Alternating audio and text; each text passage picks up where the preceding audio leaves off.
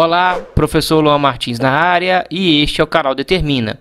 Vamos corrigir hoje as atividades do PET volume 3. Última semana, galera, do primeiro ano do ensino médio. Vamos corrigir então as atividades da semana 6. Antes de começarmos a correção, peço que vocês observem aí, galera, que o canal Determina, quando você entra no canal e vai na aba Vídeos, o canal está cheio de vídeos do PET 3. Vocês podem clicar e acessar os vídeos, ou ainda clicar na playlist e acessar todas as playlists desenvolvidas pelo canal. Bora comigo para a correção. Esboce o gráfico da função y é igual a x mais 1 quando x é maior ou igual a 0 e menor ou igual a 3. Ou menos x mais 7 quando x é maior do que 3 e menor ou igual a 6. Galera, a gente tem aqui uma função em partes e cada parte é uma função do primeiro grau. Para montar essa função, a gente utiliza a tabelinha aqui, como o professor está mostrando aqui para vocês. Observem com o professor. Eu peguei aqui e nomeei. Para a primeira parte, eu tenho x mais 1, quando x é maior ou igual a 0 e menor ou igual a 3. Para a segunda parte, eu tenho aqui y é igual a menos x mais 7, quando x é maior do que 3 e menor ou igual a 6. Assim, galera, eu atribuo valores para x como 0, 1, 2 e 3, que estão dentro desse intervalo. Atribuo valores inteiros, substituo aqui na fórmula da primeira parte e encontro os valores de y. Por exemplo, quando x é 0, eu tenho 0 mais 1, que é 1. Então, y é igual a 1. Quando x é 1, eu tenho 1 mais 1, que nos dá 2. E assim eu fiz a tabela para essa primeira parte. A mesma coisa eu fiz para a segunda parte. Quando x é 4, troco o x por 4 aqui. Menos 4 mais 7, nos dá quanto? Nos dá 3. Quando x é 5, menos 5 mais 7, nos dá 2. E assim eu fui fazendo para a segunda parte. Aqui, galera, entre aspas, eu fiz uma interseção entre as partes da função, pois essas duas partes de função aqui, se fossem definidas para todo o conjunto dos números reais, elas teriam uma interseção. E nesse caso aqui, galera, a gente vai marcar essa possível interseção entre as duas partes para a gente poder ter uma referência na hora de construir o gráfico. Nesse caso, a gente iguala a primeira parte com a segunda parte. Igualando, que nem o professor fez aqui, a gente resolve uma equação do primeiro grau em x. Como que resolve uma equação do primeiro grau? Você escolhe aí, pessoal, um lado para as letras, no caso para x, e um lado apenas para os números. O professor definiu o lado esquerdo da igualdade para as letras, por isso que esse menos x vai para o lado esquerdo e o número 1 aqui, positivo, irá para o lado direito. Trocando de lado, eles trocam de operação. Se aqui é menos, virou mais. Se aqui é mais, virou menos. Agora a gente opera. X mais x é 2x, 7 menos 1 é 6. Como o 2 aqui multiplica por x, ele passa para o outro lado com a sua operação inversa, que é a divisão. 6 dividido por 2 nos dá 3. Quando x é 3, galera, a gente utiliza quem? A primeira parte da função, que é essa daqui que o professor definiu com vocês. Feito isso, galera, a gente consegue enxergar que quando x é 3, para essa parte da função, o y é 4. Por isso, o professor colocou aqui y é igual a 4, beleza? Agora, a gente vai construir o gráfico da função. Observe com o professor. Desenhe o plano cartesiano. Depois disso, vocês irão plotar. Plotar quem? Os pontos aqui no plano cartesiano, como o professor fez aqui, ó. Em azul, os pontos em azul são da primeira parte da função e os pontos em vermelho são da segunda parte da função. Como o professor falou com vocês, e lembrem-se, pessoal, os intervalos aqui são reais. Sabendo que os intervalos são reais, vocês vão ligar os pontos.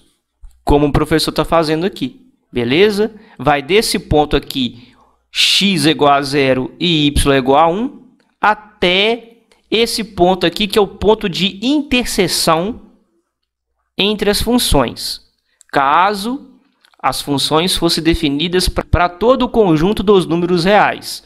Observe como o professor colocou esse ponto de interseção, que é o ponto 3 para x e 4 para y.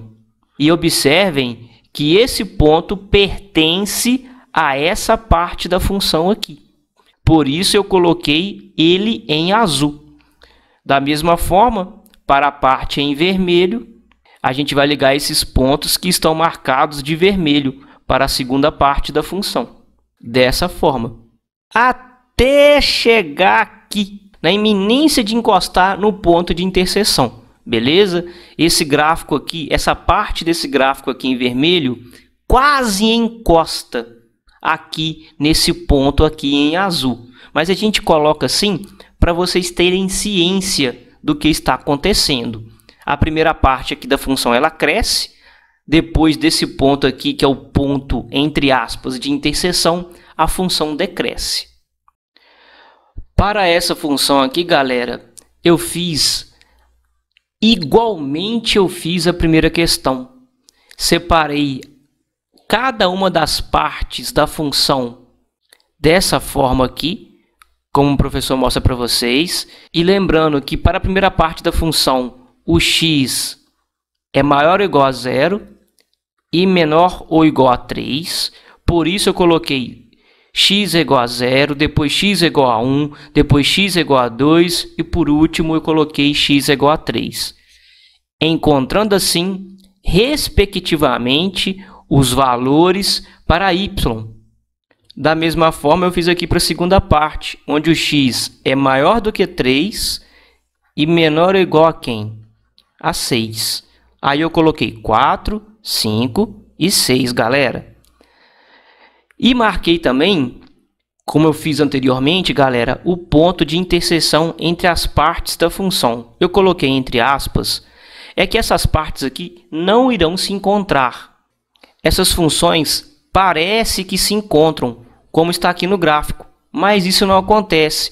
Se a gente aplicar um zoom nessa região aqui, essa função aqui, esse gráfico que está em branco e com os pontos verdes demarcados aqui, que o professor fez, vocês irão perceber que quase encosta nesse ponto aqui, que é 3 para x e menos 2 para y. Quase encosta, mas não encosta. Eu faço isso para vocês poderem ter uma referência para construir o gráfico, até onde ele pode ir, teoricamente. Foi assim que o professor fez na questão anterior e foi assim que eu fiz nessa questão. Encontrando os valores de y na primeira parte e de y na segunda parte, o que a gente faz? A gente plota os pares ordenados, esses pares que eu demarquei aí para vocês com a setinha, no plano cartesiano.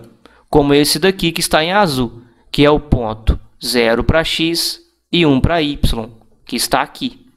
E assim por diante. Esse asterisco aqui, galera, eu demarquei aqui para vocês o ponto de interseção, porque ele é definido na primeira parte da função. Depois disso, esses pontos estão alinhados, vocês irão traçar o segmento de reta e nessa parte aqui também, galera, vocês irão traçar esse segmento de reta aqui também. Beleza?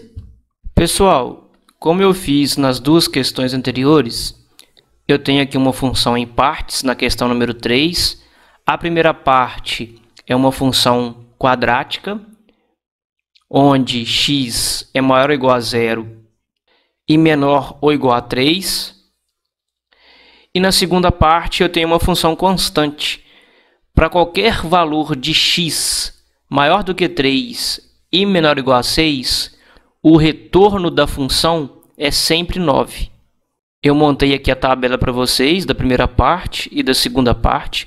A primeira parte, x é igual a 0, x é igual a 1, x é igual a 2, até x é igual a 3. Substitui aqui, aí vocês encontram 1 ao quadrado é 1, 2 ao quadrado é igual a 4. Se o x é 3 aqui, então teremos 3 ao quadrado, que é igual a 9.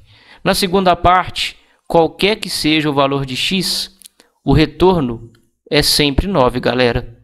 Aí a gente constrói o gráfico. Ah, professor, você trouxe aquele possível ponto de interseção? Ô, galera, eu trouxe sim, que nem o professor mostra aqui para vocês, destacado. Esse possível ponto de interseção é caso as partes da função aqui não estivessem definidas dessa forma, estivessem definidas para toda a reta real. Mas a gente sabe que não está definida assim, como eu acabei de dizer. Mas eu faço para ter ciência aonde que esses gráficos possivelmente se tocariam. Porque, aparentemente, pelo gráfico da função, como mostra aqui para vocês, eles se tocariam nesse ponto 3 para x e 9 para y. Como eu fiz anteriormente, eu igualo o x da primeira parte, o x elevado a 2, com o 9 da segunda parte, que é esse daqui. X quadrado é igual a 9. O 2 aqui é expoente de x, ele passa para o outro lado com a sua operação inversa, que é a raiz quadrada. Aí vocês colocam mais ou menos raiz quadrada de 9. Raiz quadrada de 9 nos dá 3, mais ou menos 3. Como os intervalos são positivos, vocês podem descartar o negativo. Então, quando x na função vale 3, que está aqui, a função nos retorna 9, através da primeira parte. E assim fica o gráfico.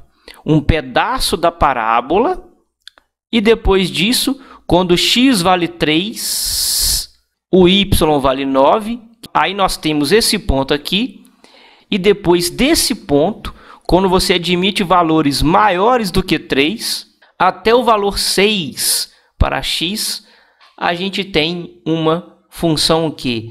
Uma função constante, beleza? Como eu mostro aqui para vocês no gráfico.